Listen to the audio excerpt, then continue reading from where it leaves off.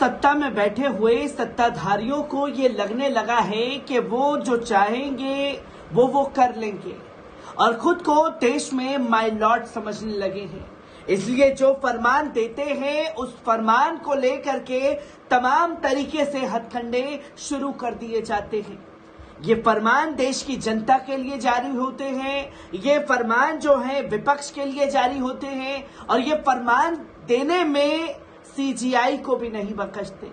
और इसलिए सीजीआई और मोदी सरकार के बीच में जो 36 का आंकड़ा चल रहा है वो समय समय पर सामने आता रहा है।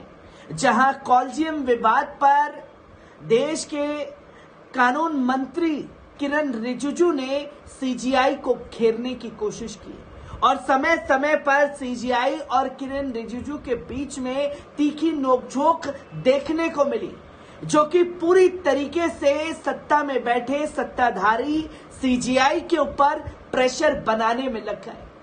पर सीजीआई ने भी पूरी तरीके से अकड़ निकालते हुए ये देश की जनता को बता दिया और इन सत्ताधारियों को दिखा दिया कि माय लॉर्ड वो है। और इसलिए अब बदले बदले सुर भी केंद्र सरकार के सीजीआई को लेकर के नजर आने लगे हैं। जहां किरण रिजिजू ने सीजीआई के आगे पूरी तरीके से घुटने टेक दिए हैं। किस तरीके से तस्वीरें सामने आ रही हैं, एक बार इस रिपोर्ट पर नजर डालते हैं। दोस्तों, केंद्रीय कानून मंत्री किरण रिजिजू ने रविवार को देश के मुख्य न्यायाधीश डीवाई चंद्रचूड़ के एक फैसले की जमकर तारीफ तक कर डाली है। दरअसल एक व्यक्ति को बीमारी की वजह से लिखने में तकलीफ थी। इस पर युवक ने सुप्रीम कोर्ट में याचिका दायर कर उत्तराखंड प्रशासनिक सेवा की परीक्षा के लिए एक लेखक ले जाने की इजाजत लेने की अपील की थी।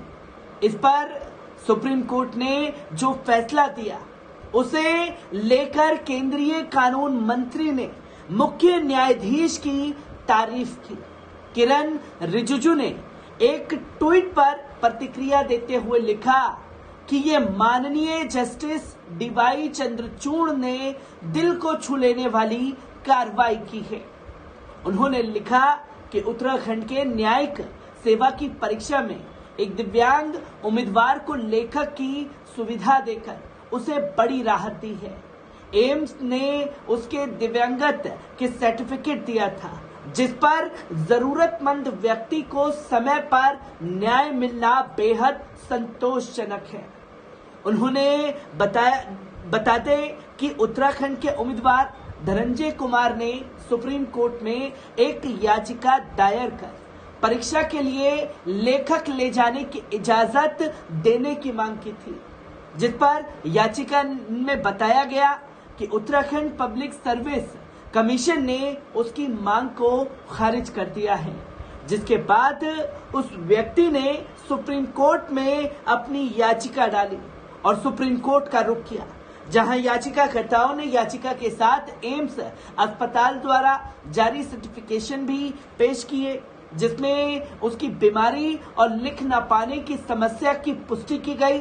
मुख्य न्यायाधीश डीवाई चंद्रचूड़ और जस्टिस पीएस नरसिम्हा वाली पीठ ने उत्तराखंड पब्लिक सर्विस कमीशन और उत्तराखंड सरकार को इस बात के लिए नोटिस जारी कर जवाब मांगा और साथ ही याचिकाकर्ता को परीक्षा में लेखक ले जाने की अनुमति दे दी है।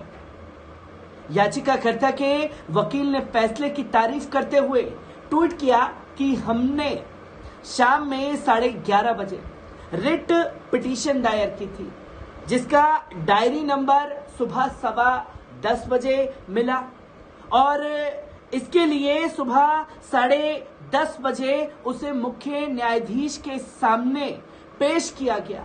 मुख्य न्यायाधीश ने मामले पर सुनवाई की और उसी दिन अंतरिम आदेश पारित कर दिया। मुख्य न्यायाधीश के इस कदम से जनता का न्यायपालिका में विश्वास कायम रहेगा।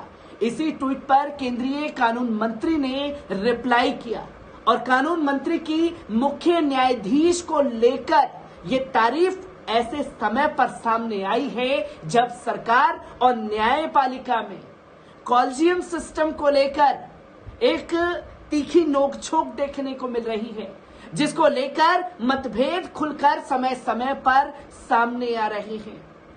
और सीजीआई के इस फैसले पर केंद्र सरकार के मंत्री का सीजीआई की ओर झुकना ये दर्शाता है कि चाहे बड़े बड़े फैसले लेने में केंद्र सरकार ने महारत हासिल कर रखी हो, पर यहां जो सुप्रीम डंडा है सीजीआई का, वही चलने वाला है, जिसको लेकर के तमाम तस्वीर सामने आती है।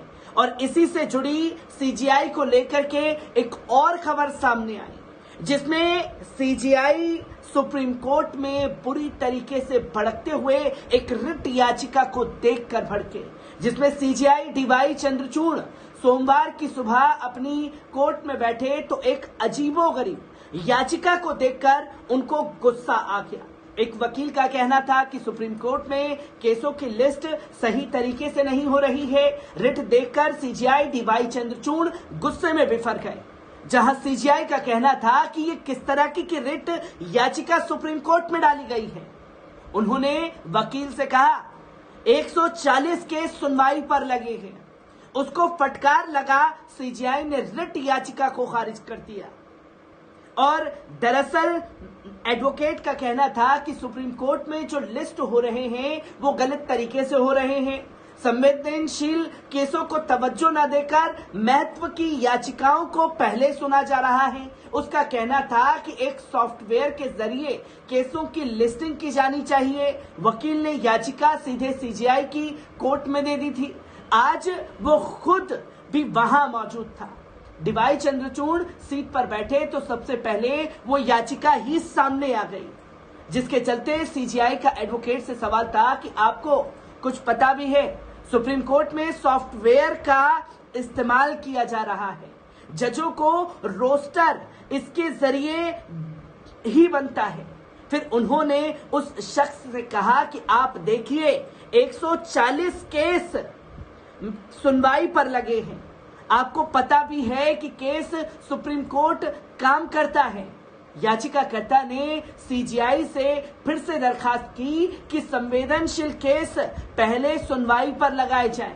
सीजीआई बिफर गए, बोले डिसमिस, जो कि लोग ये दिखाने की कोशिश कर रहे थे कि सीजीआई को अपने हिसाब से चलाएंगे, पर सीजीआई ने ये साफ तौर पर बता दिया कि माय लॉर्ड वो हैं और किसी और को माय लॉर्ड बनने नहीं देंगे जो फैसले उनके ऊपर थोपने की कोशिश की जा रही है। सुप्रीम कोर्ट से जुड़ी हर एक दिलचस्प तस्वीरों को आपके सामने रखता रहूंगा। दीजिए इजाजत, शुक्रिया।